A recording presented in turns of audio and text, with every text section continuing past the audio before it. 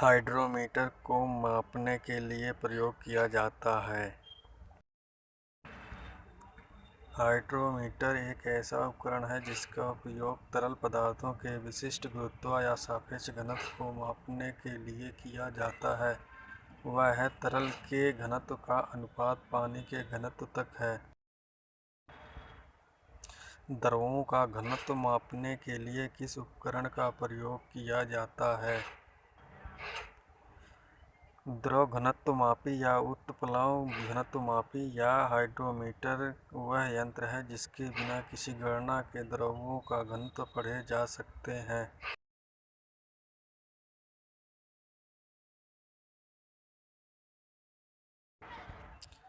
Hydrometer किस सिद्धांत पर कार्य करता है?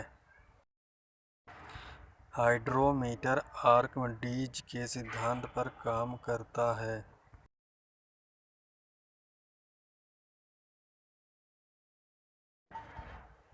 हाइड्रोमीटर होता है द्रव घनत्वमापी या उत्प्लाव घनत्वमापी या हाइड्रोमीटर वह यंत्र है जिसके बिना किसी गणना के द्रवों के घनत्व पढ़े जा सकते हैं। इन यंत्रों की और वैज्ञानिक का अत्यंत प्राचीन समय से था और इस बात के परिणाम मिलते ही आर्किमिडीज को इनकी जानकारी थी। हाइड्रोमीटर क्या होता है? द्रव घनत्वमापी या उत्प्लाव घनत्वमापी या हाइड्रोमीटर वह यंत्र है जिसके बिना किसी गणना के द्रवों के घनत्व पढ़े जा सकते हैं। इन यंत्रों के वैज्ञानिक अत्यंत प्राचीन समय से थे और इन बात का परिणाम मिलते ही आर्किमिडीज के सिद्धांत की जानकारी थी। हाइड्रोमीटर से क्या नापते हैं?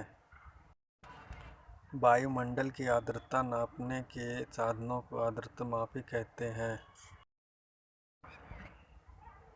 हाइड्रोमीटर क्या मापता है? हाइड्रोमीटर एक ऐसा उपकरण है जिसका उपयोग तरल पदार्थों एवं विशिष्ट गुरुत्व को मापने के लिए किया जाता है। वह एक तरल के घनत्व का अनुपात पानी घनत्व तक। हाइड्रोमीटर एक ऐसा उपकरण है जो द्रवों के अपेक्षित घनत्व को मापने के लिए काम में लिया जाता है।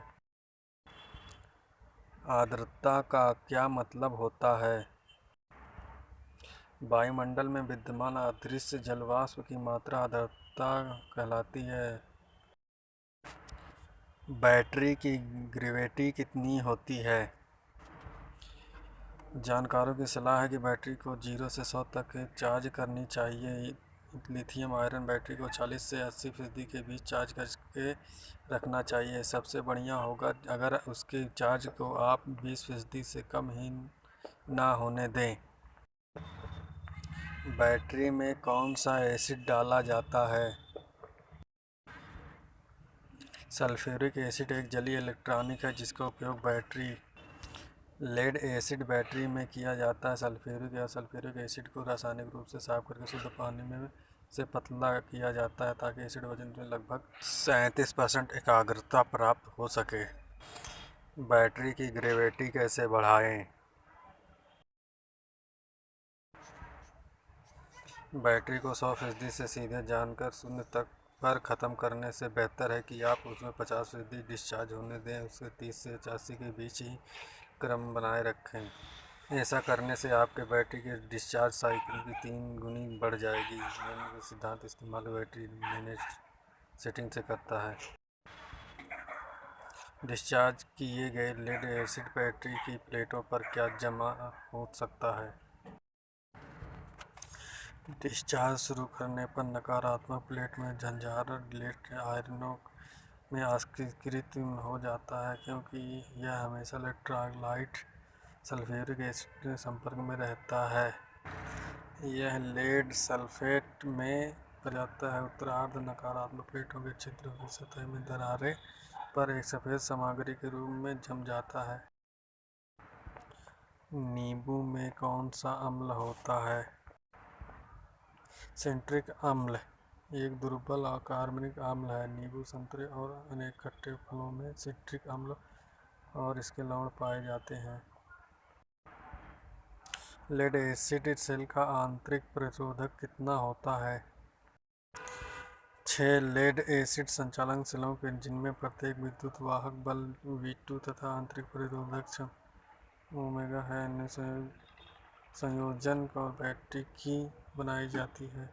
इस बैटरी का उपयोग 8.5 ओमेगा प्रतिरोधक इसके साथ श्रेणी में संबंध में धारा की आपूर्ति के लिए किया जाता है। बैटरी चार्ज करते समय कौन सी गैस निकलती है? स्मार्टफोन की लिथियम बैटरी से कार्बन मोनोऑक्साइड सहित 100 से अधिक खतरनाक गैसें निकलती हैं। एक लेड एसिड सेल रिचार्जेबल होता है क्योंकि